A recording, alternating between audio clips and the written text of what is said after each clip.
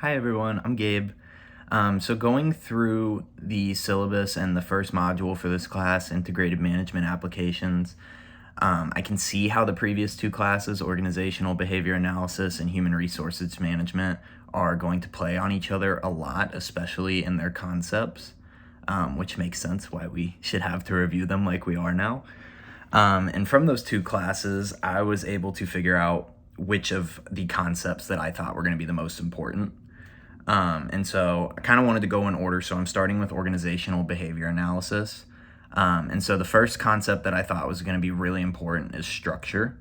I feel like the structure of an organization is their entire foundation, how the company is organized, how the divisions are laid out, if there are divisions, how management and leadership is placed throughout the company. I find that all of those things are really important to building a foundation because a structure is essentially the system that lays out how all of the company's activities are going to come together to achieve the goal. And to achieve that goal, you have to have a good structure. It ensures the efficiency, the productivity, and overall just a smooth flow in the workplace. And so without that, I find that a lot of problems will arise and that you won't be able to achieve the goals that you're trying to. And on top of the structure, I feel that motivation is actually the next most important concept. And the reason I feel for that is almost exactly how it's defined. It's not just the willingness of an employee to work at their most productive level, but it's the encouragement to do it. Why do they feel the need to be productive? Why do they feel the need to be efficient? And there's different kind of motivations that play into that. Between extrinsic and intrinsic, you have vastly different reasons to want to be efficient. For intrinsic, it's going to be your own personal reasons. Why do you want to work at your most efficient level? Is there something you're trying to achieve? Is there a promotion?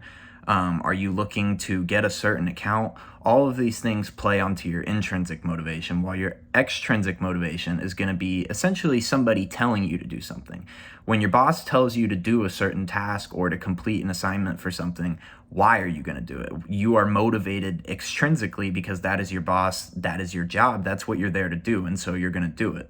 It can also be related to reaching a common goal. So if you're on a team working in a project, that would be an extrinsic motivation for you because you're not just doing it for yourself, but for the common good of that group you're working with to make sure that everybody can achieve their goal. And now moving on to human resources management, I feel like these concepts were a little more broad on the spectrum, and so you could explain them a little more to why you think they're important. So I chose ethics and legal because I feel like that is the whole background of human resources management.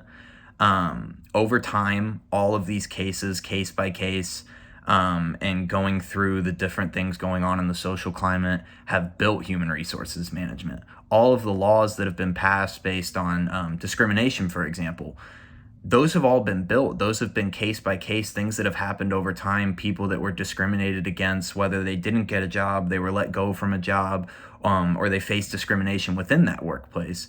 Those are things that had to come out over time so that we could build it to make sure that human resources management in every company could be to the best of its ability. And moving on from that, it's also important to know the difference between something that's ethical and something that's legal. Being discriminatory in the workplace might not be illegal, but it's definitely unethical. And so you want to avoid those situations anywhere you can.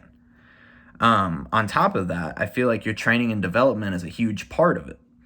And the reason I feel that way is essentially because just like the structure in organizational behavior analysis, the training and development of your employees is going to be extremely important to the culture of your organization.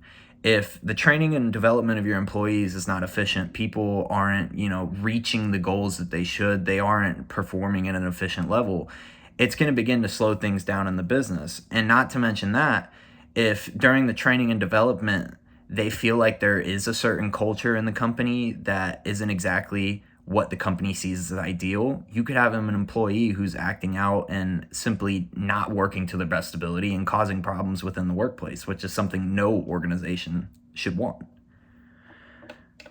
So that is my analysis of those concepts. I feel like those all kind of play on each other. And so I definitely see how these two classes and the prior knowledge we're bringing with us into this class are going to play on each other a lot, and how we're going to be able to use these concepts collectively. So thank you.